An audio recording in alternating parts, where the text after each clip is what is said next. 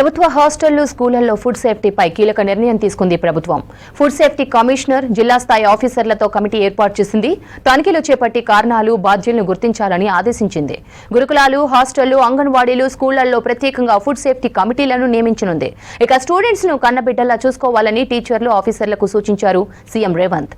గురుకులాలు, హాస్టళ్లు, స్కూళ్లను తరచూ విజిట్ చేయాలని కలెక్టర్లను ఆదేశించింది సర్కార్.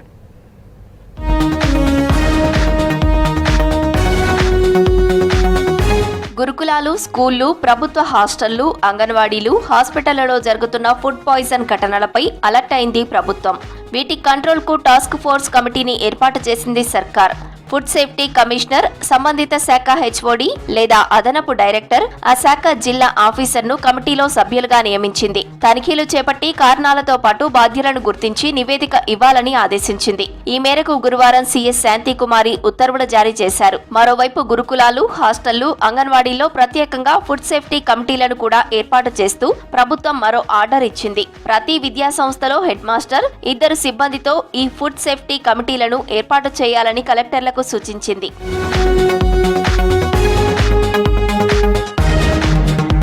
ప్రతిరోజు కిచెన్ను పరిశీలించి పరిసరాలు, వంట పాత్రలు శుభ్రంగా, సరుకులు తాజాగా ఉన్నాయో లేదో చెక్ చేయాలని చెప్పింది. అన్నీ ఓకే అనుకున్నాకే వంట పని చేపట్టాలని కమిటీలకు తేల్చి చెప్పింది ప్రభుత్వం. వంట పూర్తయ్యాక దాన్ని ఫుడ్ సేఫ్టీ కమిటీ సభ్యులు టేస్ట్ చూడాలని, ఆ తర్వాతే విద్యార్థులకు వడ్డించాలని స్పష్టం చేసింది. మండల, డివిజన్, జిల్లా స్థాయి అధికారులను పర్యవేక్షకులుగా నియమించాలని కలెక్టర్లకు సూచించింది. పర్యవేక్షకులు కూడా పిల్లలకు భోజనం పెట్టే ముందు కిచెన్లో పరిశుభ్రత తనిఖీ చేయాలని, భోజనం రుచి చూడాలని ప్రభుత్వం ఆదేశించింది.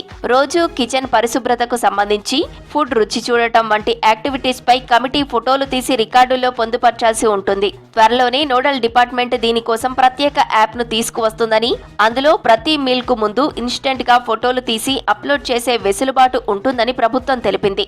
అంతవరకు మొబైల్ ఫోన్లలో ఫోటోలు తీసి భద్రపరచాలని ఆదేశించింది. విద్యార్థుల సంక్షేమం, ఆరోగ్యం కోసం అనేక చర్యలు తీసుకుంటున్నామని, ఇందులో భాగంగా స్టూడెంట్స్ ఫిజికల్ గా, మెంటల్ గా స్ట్రాంగ్ గా ఉండాలంటే మంచి ఆహారాన్ని అందించాల్సిందేనని అధికారులకు రాష్ట్ర ప్రభుత్వం తేల్చి చెప్పింది.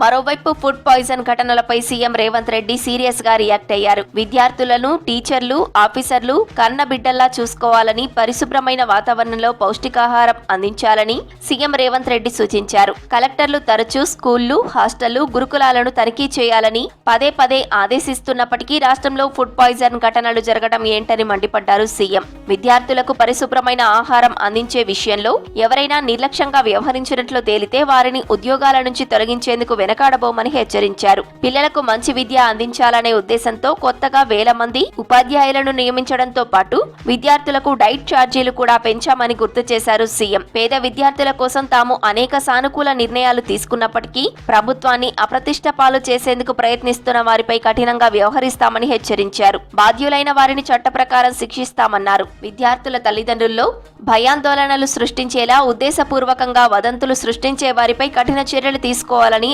అధికారులను ఆదేశించారు ముఖ్యమంత్రి రేవంత్.